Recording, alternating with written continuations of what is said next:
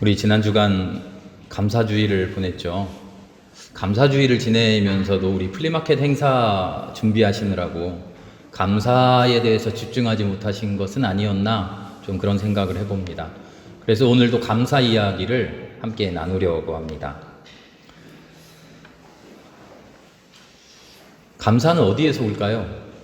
감사는 기쁨에서 오고 행복에서 나옵니다. 기뻐야 감사하고요, 행복해야 감사해요.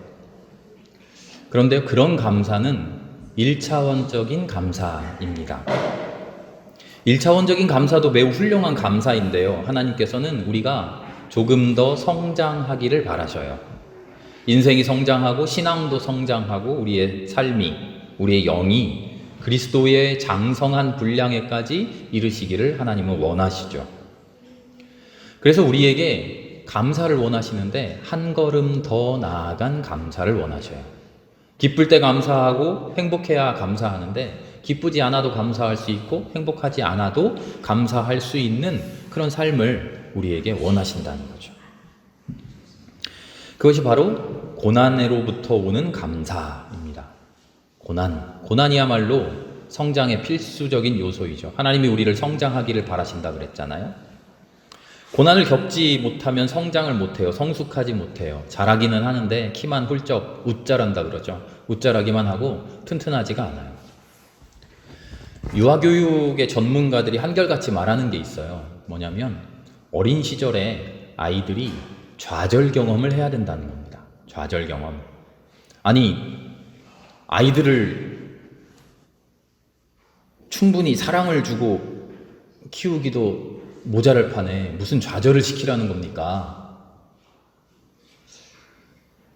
좌절이라는 말은요, 무슨 대단한 엄청난 고난을 주라는 이야기가 아니라 자기가 원하는 대로 모든 것이 다 이루어질 수 없다는 것을 알게 하는 거예요. 안 되는 것이 있구나. 안 되는 것도 있구나. 아무리 울고 떼쓴다고 해서 엄마가 아빠가 다 주는 게 아니라 이건 안 돼. 안 되는 건 안 되는 거야 라고 단호하게 가르칠 수 있는 그 교육이 필요하다는 거죠. 그런 좌절들을 맛봐야 한다는 겁니다. 그런 작은 고난들, 작은 좌절들을 경험해야 사회성도 자라고요, 예의도 자라고 도덕도 자라고 그 감수성이 키워진다는 거죠. 인생에서 진짜 힘든 고난을 만났을 때 그 고난을 헤쳐나갈 수 있는 힘이 작은 좌절을 자주 경험해 본 아이에게서 나타난다는 겁니다.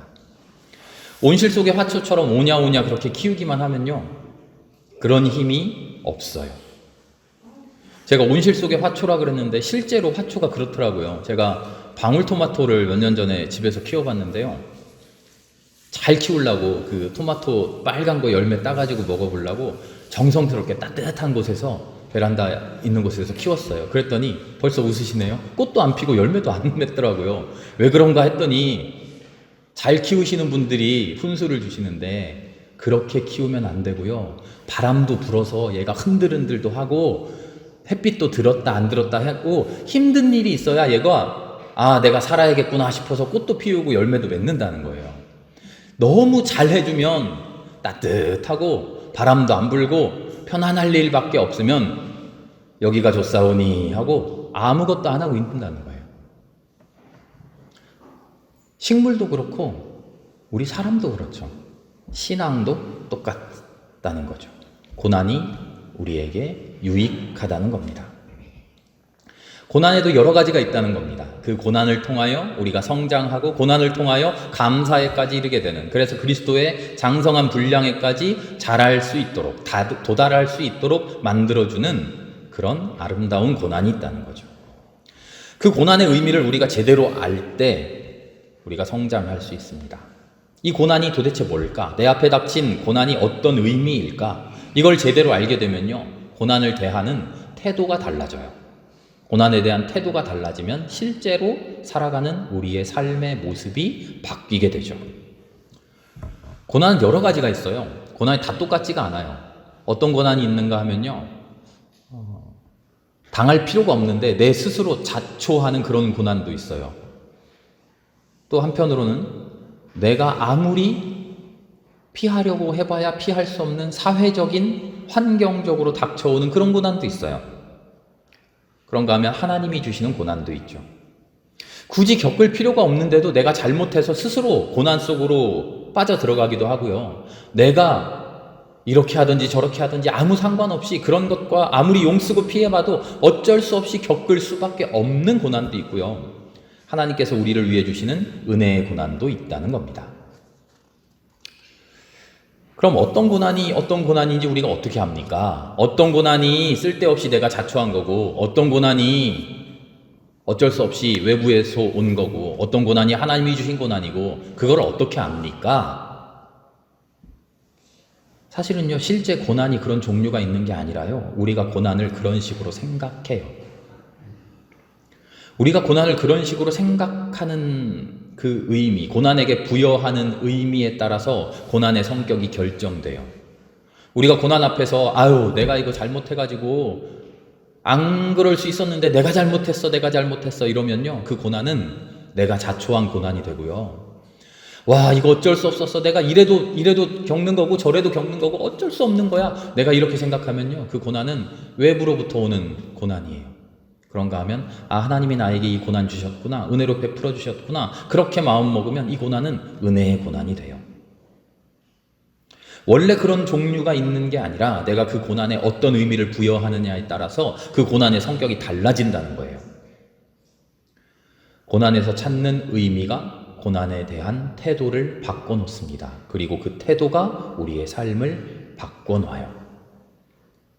내가 자초했어, 이렇게 고난을 생각할 때 우리는 어떻게 합니까? 스스로를 원망하고 자조하고 자책하죠. 한편으로는 내가 어떻게 하든지 상관없이 나한테 닥칠 일이었어, 이렇게 생각하면 어떡하라고, 될 대로 되라 할 수도 있죠. 세상을 향하여, 하나님을 향하여 원망할 수도 있죠. 이겨야 할 고난인가, 혹은 피해야 할 고난인가, 아니면 필요 없는 고난인가, 아니면 감내해야 할 고난인가, 고난을 어떻게 생각하느냐에 따라서 고난 앞에서의 우리의 태도가 달라지는 거예요. 그러면 우리의 삶이 달라지죠. 이 고난을 이겨내야겠다 하고 마음먹은 사람과 이 고난으로부터 도망쳐야겠다 마음먹은 사람은 그 삶의 모습이 전혀 다르겠죠. 고난을 앞에 두고 원망하고 절망하는 사람하고요, 고난을 앞에 두고 감사할 수 있는 사람은 그 살아가는 모습이 전혀 다를 겁니다. 그래서 우리에게 주어지는 신앙의 도전이라는 건요, 신앙인으로서 이 세상에서 살아간다 하는 것은요, 신앙인으로서 세상에서 겪는 유혹, 시험이라는 거는요, 하나님을 얼마나 잘 믿어? 하나님을 우리 그리스도로 고백할 줄 알아? 예수 그리스도를 고백하겠어? 너 성령 받은 것 언제야? 하는 그런 이야기가 아니라 고난 앞에서, 우리의 삶의 현실 앞에서 내 마음이 하나님께 감사할 수 있겠느냐 하는 거예요. 그게 우리에게 주어지는 가장 중요한 신앙의 시험입니다.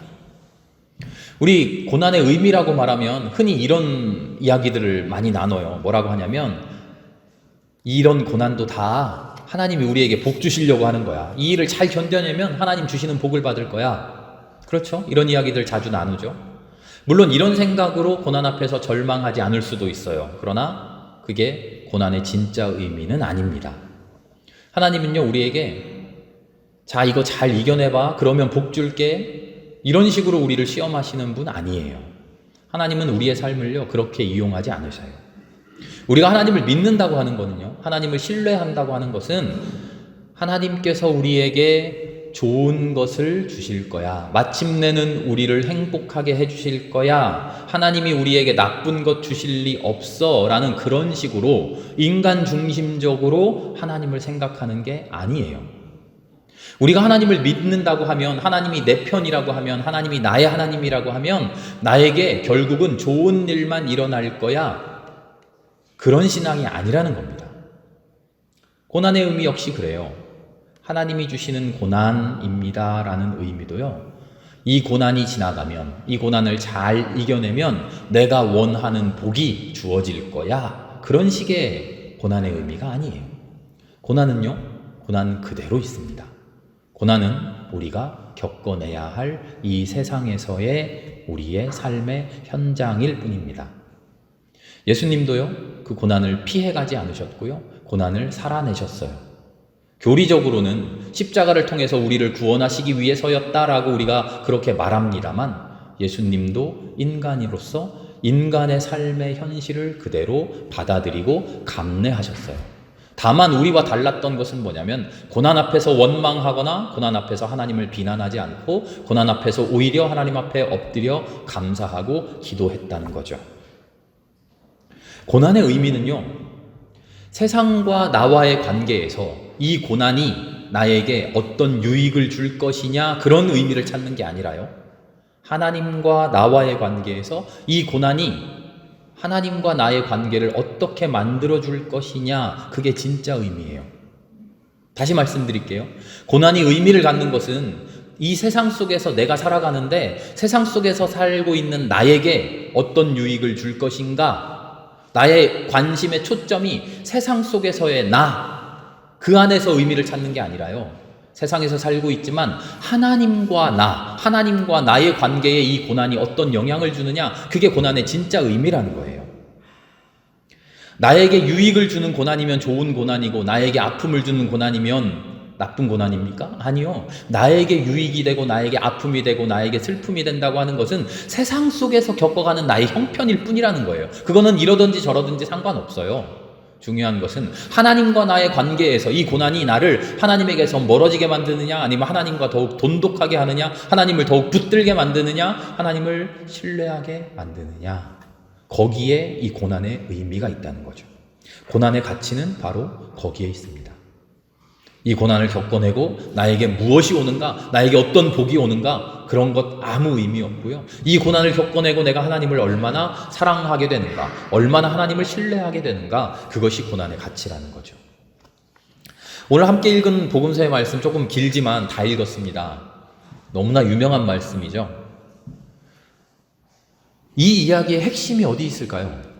5,000명도 넘는 사람들, 아마도 2만 명이라도 되었을 그 수많은 사람들이 물고기 2마리, 떡 5개로 다 먹었다, 먹고도 남았다, 와 기적이다, 이게 이 이야기의 핵심일까요?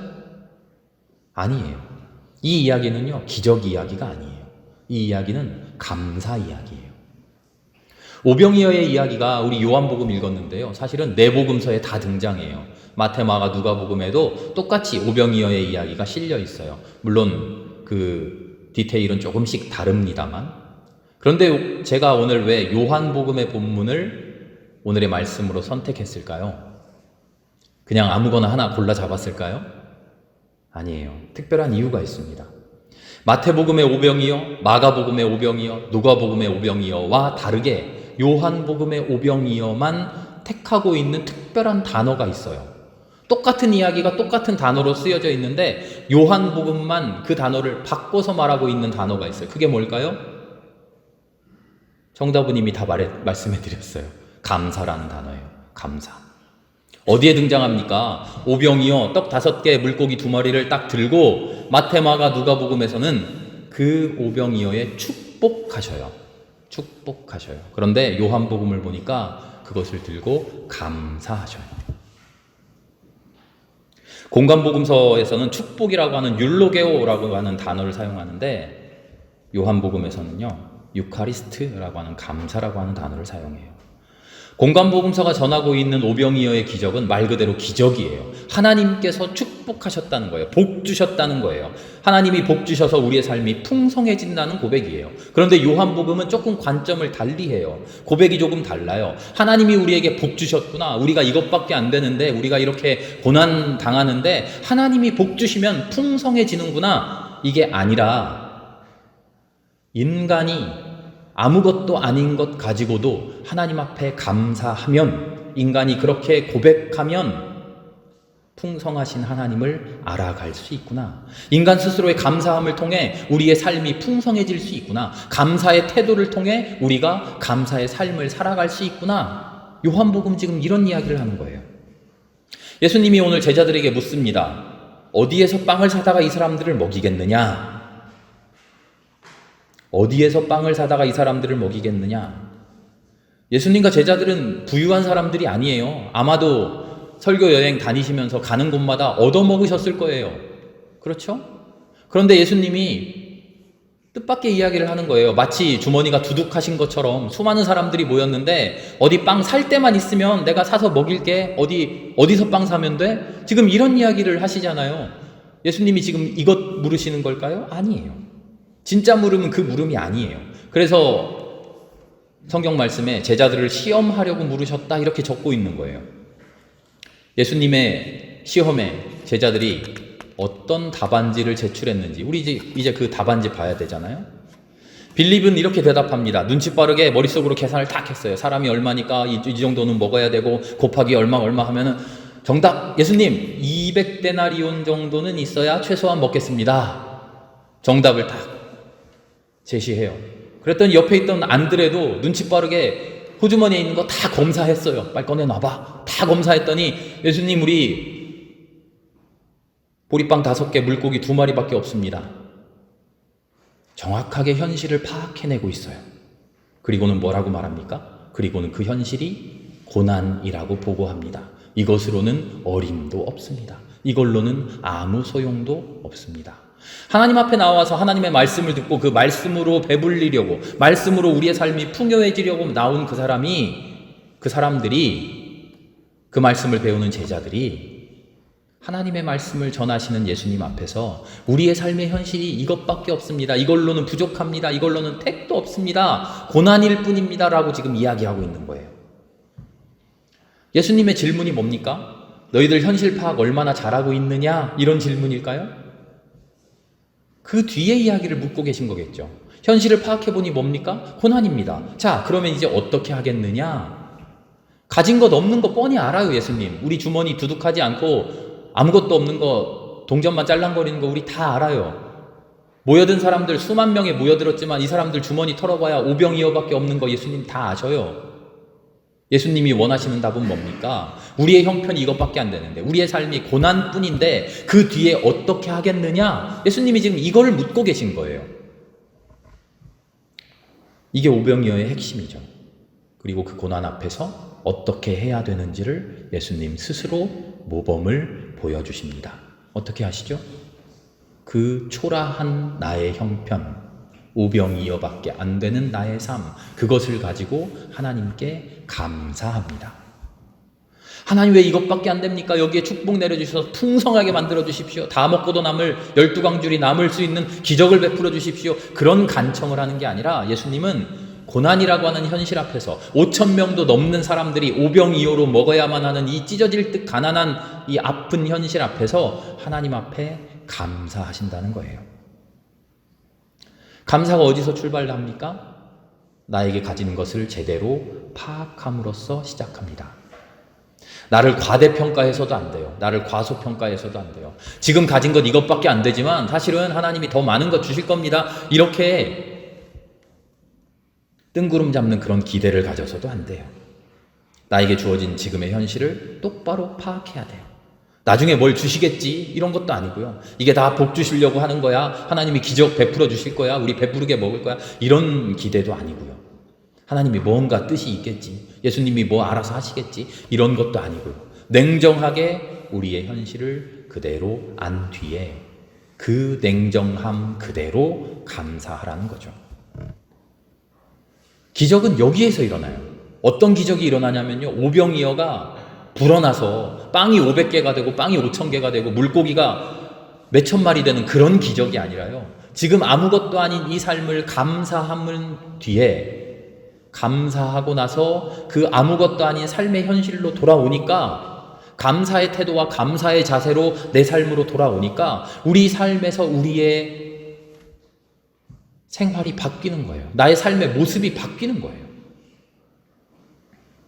안타까운 삶의 현실 앞에 예수님이 보여주시는 감사의 태도, 감사의 자세, 그리고 그 감사함으로 묵묵히 살아내는 그 삶의 모습. 그것이 실제로 일어나는 기적의 정체이죠. 우리의 삶 속에서 우리의 손으로 일으킬 수 있는 기적은 바로 그거예요. 요한복음이 마태마가 누가 공간복음과 다른 부분이 하나 더 있어요. 그것은 이야기의 결말이에요. 공간복음서는요, 이야기가 배부르게 먹고도 남았더라 하고 끝나요. 그런데 요한복음 뒷이야기가 하나 달려 있습니다. 무슨 이야기입니까? 사람들이 이 기적을 보고서 이 예수님을 우리의 왕으로 만들어야겠다 하고 예수님을 억지로 끌어다가 왕으로 만들려고 하니까 예수님이 산으로 도망가 버립니다. 오병이어 기적의 핵심이 뭐라 그랬죠? 감사라 그랬죠. 고난 앞에서 감사하는 태도라 그랬죠. 감사로 만들어가는 새로운 삶의 자세라 그랬죠. 그런데 사람들은요, 이 예수님의 감사를 보는 게 아니라 지금 그 감사를 본받으려고 하는 게 아니라 지금 뭐만 보고 있어요? 14절에 뭐라고 나오죠? 예수님이 행하신 표징을 봤다. 예수님이 감사하는 장면을 눈여겨봐야 되는데 그 장면은 지나쳐버리고 제대로 주의 깊게 못 보고 그 뒤에 장면, 배불리 먹는 그 장면만 봤다는 거예요. 제일 정작 중요한 감사에 집중하지 못하고 표징에 집중했다는 거예요.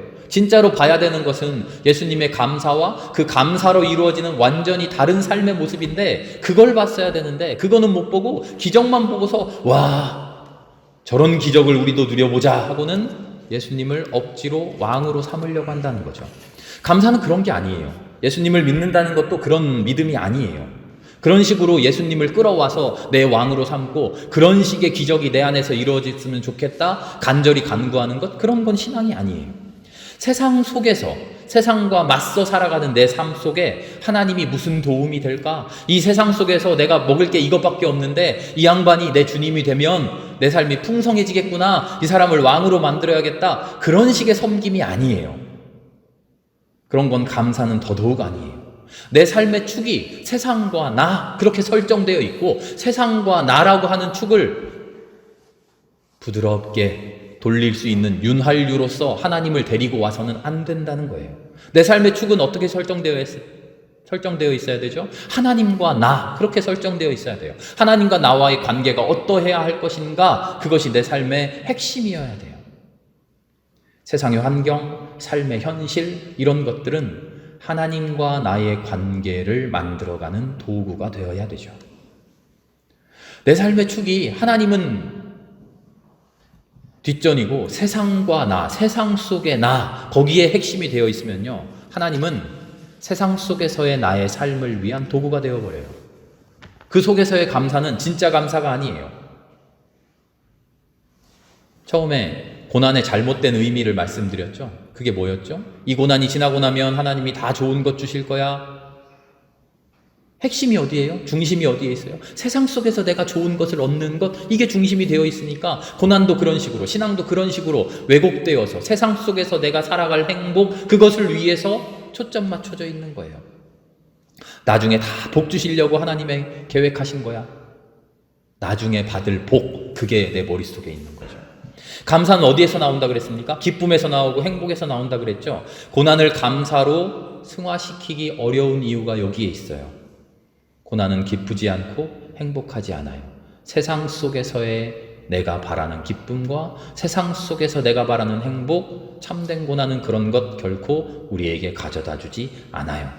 삶의 축이 세상과 나로 설정되어 있으면 고난이 나에게 무엇을 줄까, 이것만 생각하니까 기쁨과 행복을 찾을 수가 없어요.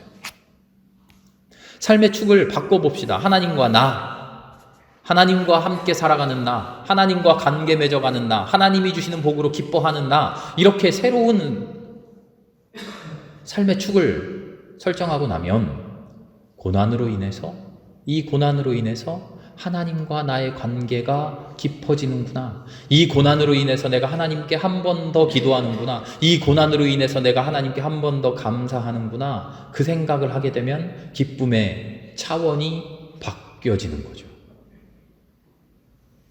오늘 100만 원 벌었는데 내일 200만 원 번다? 이게 기쁨이 아니라 오늘 내가 하나님께 이만큼 기도했는데 내일 하나님께 더욱더 감사하며 기도한다?